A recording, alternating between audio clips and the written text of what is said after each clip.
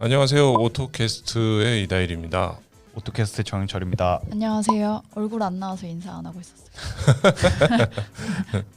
오늘의 주제가 산타페하고 소렌토의 완전히 다른 점, 이거를 콕 집어서 말씀드리기로 했는데 그 주제에 대한 얘기를 잠깐 해보죠. 요 차 크기 비교를 일단 했는데 차 크기에 대해서 영철 기자 설명 좀 해주세요. 네, 기본적으로는 소렌토의 크기가 산타페보다 큽니다. 요번에 소렌토는 페이스리프트가 되면서 휠베이스는 그대로 유지가 됐어요.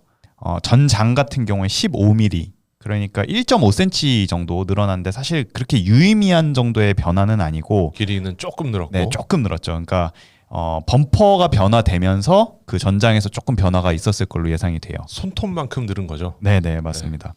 일단 크기 자체로는 지금 소렌토가 산타페보다 더 큰 차체를 가지고 있습니다.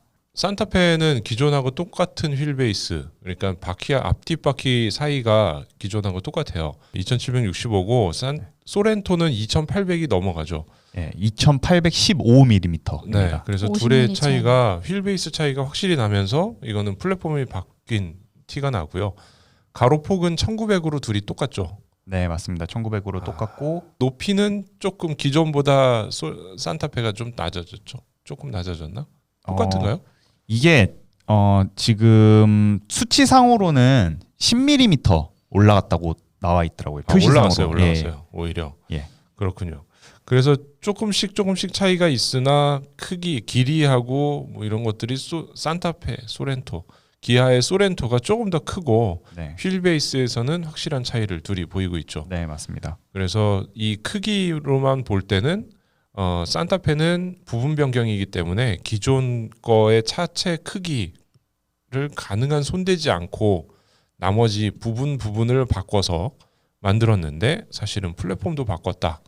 그러니까 요 바닥면하고 요 길이 조금 늘어난 거하고 이런 거는 바꿨으나 네.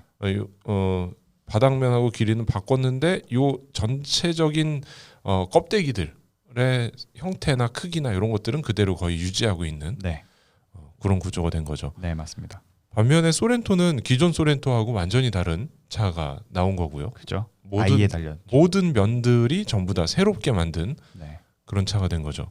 근데 여기서 제일 중요한 거는 어제 저희가 좀 저희랑 같이 자교방이라는 거를 만드는 자동차 교육 방송을 만들고 있는 이동희 칼럼니스트하고 좀 대화를 하면서 이제 알은 내용인데 무슨 얘기냐면은 소렌토가 굉장히 차가 커졌잖아요. 새로운 플랫폼을 적용하면서 차가 커져서 소렌토를 저희가 직접 타보니까 2열이 왜 이렇게 넓어? 라고 깜짝 놀랐던 그게 있었는데 산타페 역시 뒷좌석이 3cm가 넓어졌다고 나왔어요.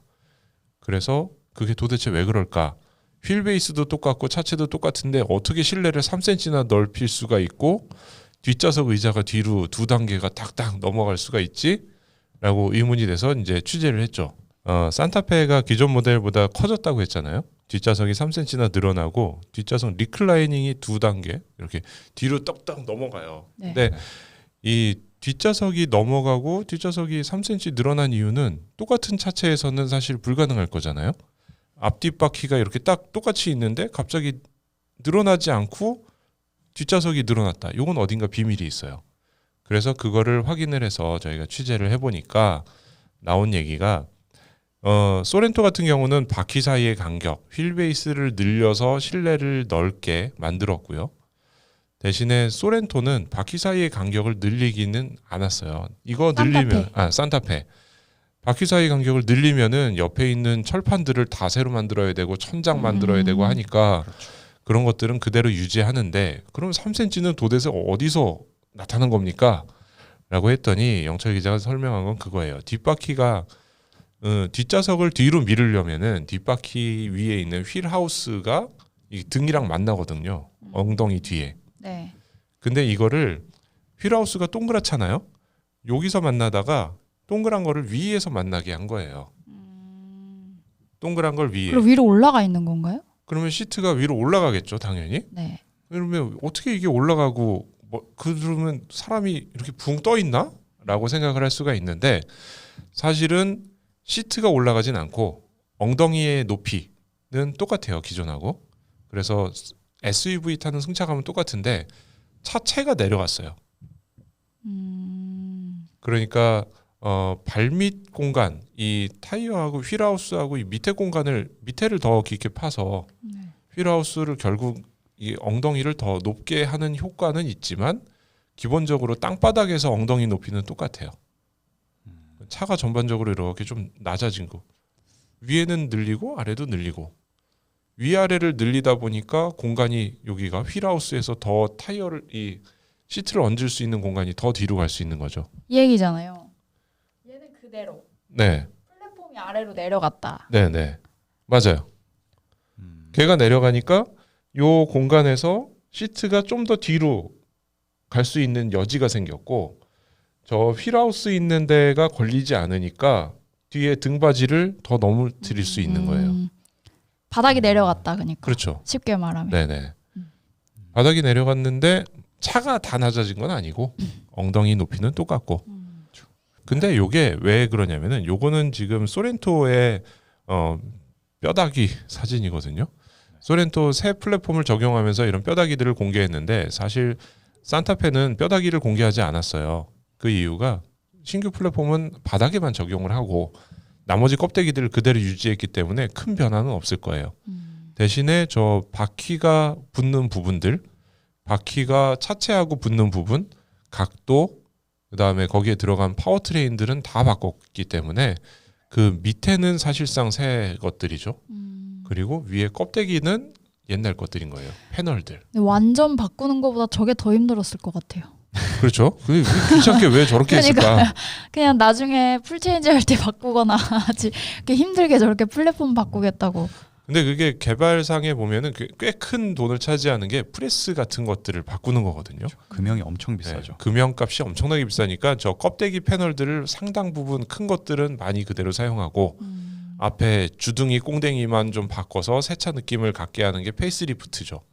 근데 그랜저 같은 경우는 그거를 다 바꿔버렸으니까 이건 약간 좀 이상한 케이스였고 엄청 이례적인 네, 케이스죠. 있지 않은 얘기고 여기 또 댓글이 있으신데 오프로드 포기라고 하시는데 그건 또 아니에요. 최저지상고는 큰 차이가 없어요. 그래서 차를 이거는 저희가 시승할 때 좀 최저시상고도 안 높아진 거면은 갈았나요?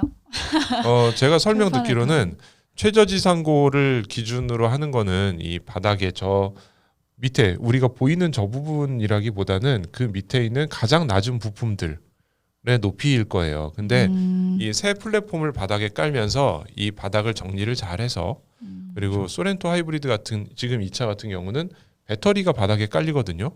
플러그인 하이브리드까지 고려한 플랫폼이기 때문에 바닥에 배터리를 쫙 깔 수가 있어요. 네. 그런 거를 고려해서 설계했기 때문에 같은 높이에서 얘를 효율적으로 쓰는 플랫폼 설계를 한 거죠. 그게 산타페의 바닥에 들어갔고 위에가 그래서 조금씩 바뀌면서 이 차가 껍데기로는 굉장히 비슷해 보이지만 아마 기존의 산타페 타시던 분들은 뒷자리에 앉으면 이게 뭐지? 왜 이게 다르지? 라고 생각을 하게 되실 거예요. 결론을 내리자면은 산타페 3열은 조금 늘어났다. 소렌토보다는 아니다. 소렌토는 진짜로 길이를 늘려서 늘린 거고 산타페는 길이는 그대로 두고 차체를 위아래로 좀 늘려서 시트에 앉은 사람이 좀 더 넓어지게 느끼도록 만들었다. 이런 거예요. 그리고 하체에 타이어가 붙는 서스펜션의 구조라든가 이런 것도 바꿨다고 들었기 때문에 아마도 조향 성능이나 핸들링이나 이런 게 많이 달라졌을 거라고 생각이 돼요. 보도자료에 보면 그런 얘기들이 나오는데 이 소렌토 보도자료에 보면은 신규 플랫폼을 적용하면서 패밀리 SUV에 부합하는 안정적인 핸들링 맨 아랫줄에 보면은 부드러운 승차감을 구현했다라고 나와 있거든요. 요 내용이 산타페 어제 출시한 기사들 보도자료들에 보면 거의 똑같이 나와요. 그리고 어제 출시 행사하면서 했던 얘기들도 그런 핸들링이나 이런 거에 대한 얘기를 많이 하고 있었죠. 이렇게 생각하시면 좀 좋을 것 같아요. 그러니까 플랫폼이 그렇게 변경이 되면서 내부 설계를 진짜 최적화해서 그러니까 실내의 설계를 최적화해서 공간을 뽑아낸 거죠. 사실 요놈들이 있어요. 이게 산타페를 그러면 왜 확 바꾸지 안 바꿨냐? 아까 이다정 기자 물어봤잖아요. 그리고 소렌토처럼 이렇게 쫙 늘려버리지 왜 안 그랬을까를 그래서 저희가 썸네일에 가족 문제, 형제 문제 이게 막장 드라마 이런 얘기 썼는데 이 형제 문제가 있어요. 사실은 현대자동차는 산타페 위로 팰리세이드라는 차가 있잖아요. 그러면은 팰리세이드에 뭐 예를 들어서 6인용 시트가 들어가면서 2열에 따로따로 하는 이런 시트 들어가는데 그런 거를 소렌토에 넣었는데 산타페에는 안 넣었어요. 그 이유는 그럴 거면은 팰리세이드를 사라라는 그렇죠. 취지인 거죠. 간섭이 생겨버리는 거죠. 그렇죠. 근데 소렌토는 사실 요 아래 모하비가 있긴 한데 모하비는 사실 플랫폼도 다르고 완전히 다른 캐릭터가 성격이 다른 다른. 차. 네. 이거는 오프로드 같은데 되게 잘 맞고 견인을 한다거나 이런 때 훌륭한 차니까 심지어 바디온 프레임이 있고. 그렇죠. 네. 그러니까 완전히 다른 스타일의 차가 되는 거죠. 그래서 기아 자동차 입장에서는 소렌토를 더 크게 만들어서 위에 좀 더 대형 SUV까지 커버하기를 바랬던 거고요.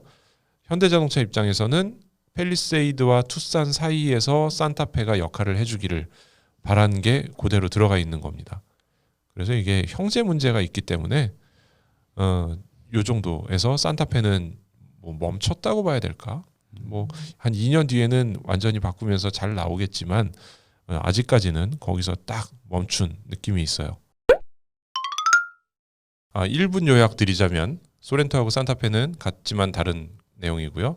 산타페는 바닥을 새 플랫폼으로 바꾸면서 차체가 실내 공간이 3cm 늘어난 효과를 위아래를 늘려서 해결을 했고요.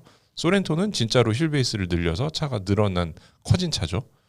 근데 산타페는 많이 절약을 하면서 이렇게 바꾼 부분 변경에 어울리는 변경을 했고 소렌토는 기아차에서 더 큰 SUV 이런 게 없기 때문에 마음껏 늘리고 2열도 뭐 시트도 독립 시트 만들고 이런 걸 했는데 산타페는 팰리세이드 눈치도 봐야 되고 투싼도 막 치고 올라오고 이 상황에 안 커질 수는 없고 좀 커지긴 해야겠고 하다가 갈등해서 그 정도 한 거죠. 자, 여기까지 전달해 드렸고요. 아무튼 뭐 마치겠습니다. 내일 또 뵙겠습니다. 감사합니다. 안녕히 감사합니다. 계세요.